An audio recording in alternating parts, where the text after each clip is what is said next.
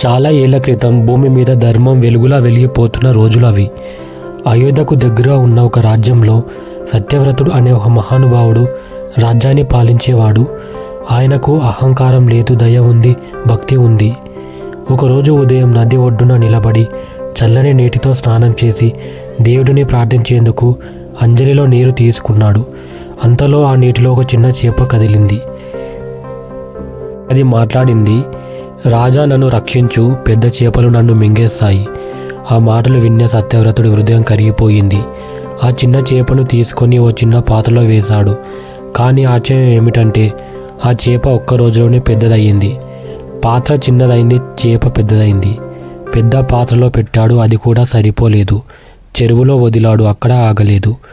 నదిలో వదిలాడు, అక్కడైతే ఆ చేప ఆకాశాన్ని తాగేంత పెరిగిపోయింది. సత్యవ్రతుడు వణికిపోయాడు. అప్పుడు ఆ చేప మృదువుగా మాట్లాడింది, భయపడకు రాజా, నేను సామాన్యమైన చేపను కాదు, నేనే శ్రీ మహావిష్ణువు. ఆ మాటలు విన్న సత్యవ్రతుడు భూమిపై పడిపోయి నమస్కరించాడు.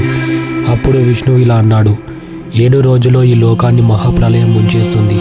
నీరు అన్నిటినీ కప్పేస్తుంది. కానీ ధర్మం నశించకూడదు. ఒక పెద్ద నౌక నిర్మించు, 7 ఋషులను తీసుకో, జంతువుల విత్తనాలను ఉంచు, వేదాలను కాపాడు. 7 రోజులు గడిచాయి. ఆకాశం చీలినట్టుగా వర్షం కురిసింది. సముద్రాలు ఉప్పొంగాయి, పర్వతాలు మునిగిపోయాయి, ప్రపంచం మొత్తం నీటిలో కలిసిపోయింది. అప్పుడే ఆ నౌక దగ్గరికి ఒక భారీ మత్స్యం వచ్చింది.